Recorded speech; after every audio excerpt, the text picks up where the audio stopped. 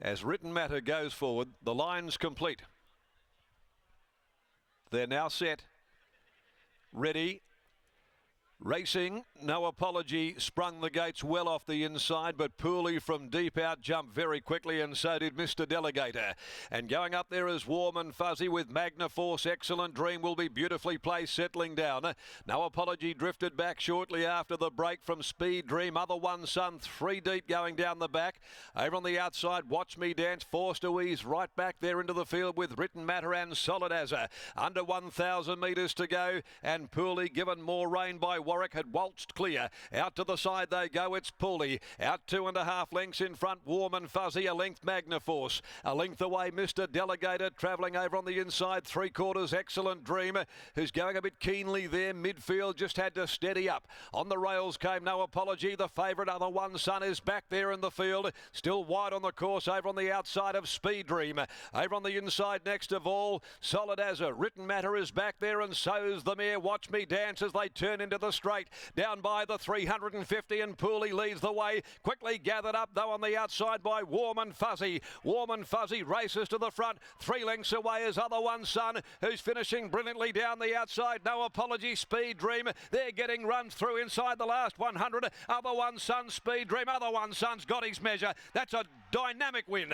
Great performance. Other One Son beat Speed Dream. No Apology. Excellent Dream ran 4th, and then Watch Me Dance followed home by Warm and Fuzzy, who blew out in the last 200. Mr. Delegator was next home. Written Matter Never Likely, followed by Pooley, who put the cue back into the rack, well back in the field, Solid Azza, and the last to greet the judges, Magna Force. Well, he'll go right into contention in what will be a star-studded lineup in the Warroa Belmont Guineas in 2 weeks. Fabulous win by Other One Son, the demerit gelding. The exciting son of demerit too. He's now won 4 of 7, 3 seconds. Back wide, first run for 35 days, 1,400, and still eclipsed his rivals. He's all class. He beats Speed Dream, who's in a purple patch itself. No Apology, finishing 3rd. Excellent Dream in 4th place. 9-8-7-1 are the numbers. Other One Son for Jay Lund by Demerit from Hot Devils, a daughter of High Chaparral, trained by Danny Morton, with a winner in Broome, and now of course here with the favourite Other One Son, who got to even money right at the jump. And punters who would have grabbed the evens there, no doubt absolutely beside themselves. Great price for a quality horse like him, a star 3-year-old, Other One Son. He wanted to get in under a little bit of pressure from Chris Parnham, who had the stick in the left hand to keep him off Speed Dream, but he was still much too classy. Speed Dream by Dream Ahead from Dayala. Rolly Piercy, Jason Whiting, second home. 7, No Apology by Declaration of War from opening ceremony. S.J. Miller, Brad Parnham. 3/4 and a half a length, the margins. The time's 1:22.92. And they don't often run 1,400s at that sort of clip at this time of the year at Belmont Park. 1:22.92, 35.82 is the sectional there. So it speaks volumes of the talent of this 3-year-old Other One Son. So the Guineas in a couple of weeks, and he'll be there amongst an absolute star-studded lineup. The next event, the Raconteur. These 3-year-olds also progressing there. As Other One Son beats the older horses, these are the ones that also progress on to the Belmont Guineas in a couple of weeks' time. Jade McNaught's on to the filly, number 10, K May, in the next, as we join Britt down in the yard, and that's just another wonderful performance, building and building on to bigger and better things, Other One Son.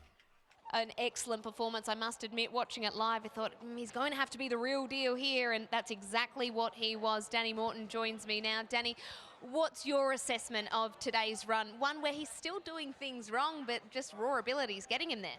Yeah, I was like you in running. I thought, oh God, he's space between runs. He's going to have to really dig deep, which he did. He's still green. He's still doing things wrong, but yeah, you're right. He is the real deal. He is obviously not the most economical run, had to be out there wide. How much of a concern was that, given he was 5 weeks between runs from a fitness perspective?